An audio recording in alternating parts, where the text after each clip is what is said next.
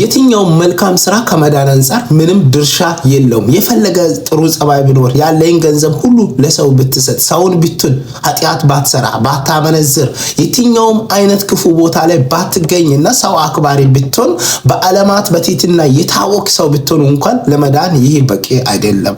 ለመዳን አንድ መንገድ አለ፣ ያም ኢየሱስ ክርስቶስ ብቻ በሱ በማመን ነው።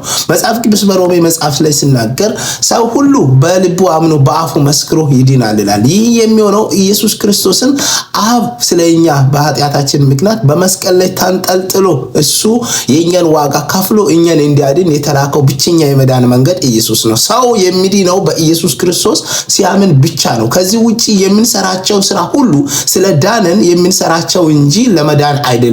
ለመዳን ምንም አይነት ጥረት ምንም አይነት ቫልዩ ብትከፍል መዳን አትችልም። የሚያድነው በኢየሱስ ክርስቶስ ስታምን ብቻ ነው። መልካም ሰው ልትሆን ትችላል፣ ጥሩ ጸባይ ሊኖር ይችላል፣ ለሰው አክባሪ፣ ለሰው ሰጪ፣ ደሃን የሚታግዝ በጣም ጥሩ ሰው፣ በዓለም ላይ ተፈላጊ ጸባይ ያለ ሰው ልትሆን ትችላለህ። ክፉ ላታደርግ፣ ላታመነዝር፣ ላትሰርቅ ትችላለህ፣ ላትዋሽ ትችላለህ፣ እውነት የምትናገር ልትሆን ትችላለህ። ነገር ግን ኢየሱስን ካላመንክ መዳን አትችልም።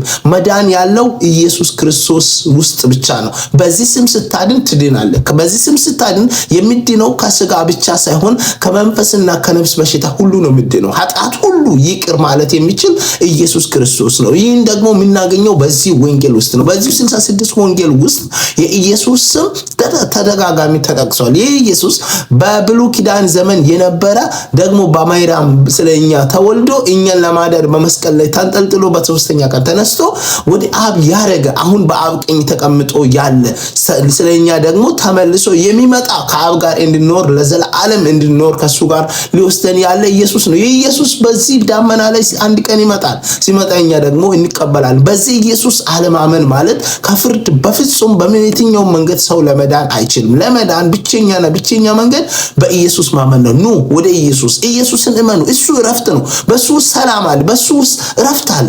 ኢየሱስን ስታምን ሙሉ ደስታ ታገኛለህ። አንቀላፍተህ ነው የምታድረው። ችግር የለም። ከሞት በኋላ ምን ሆናለሁ ብለህ አትሰጋም። ተደላደለ ሁሉን ነገር ትተህ እሱ ጌታ እንደሆነ አምነህ ትኖራለህ። በኢየሱስ ማመን ማለት ፍጹም ሰላምና እረፍት እርካታ ማግኘት ነው። ለዘላለም ከሚያሰገን ከዚህ ዓለም ነገር ነውጥ ሁሉ ወጥተን በሱ ውስጥ መደበቅ አለብን። ኢየሱስ ብቸኛ መዳኛ ነው። ለዚህ ዓለም ኢየሱስ መድኃኒት ነው። ኢየሱስ ከሌለ ዓለም ጨለማ ላይ ናት። ኢየሱስን ያላመንክ ከሆንክ ኢየሱስን ያልተቀበልክ ከሆንክ በፍጹም መዳን አትችልም። ለመዳን ኢየሱስን መቀበል አለብን። በዚህ አምላክ እጅን አንስተ ጌታ ሆይ እኔን አድነኝ ብለህ አሁን አንተ ጌታ ነህ ብለህ ካመንክ ትድናለህ። በኢየሱስ ላይ እመኑ። ወንድማችሁ መስፍን ነኝ።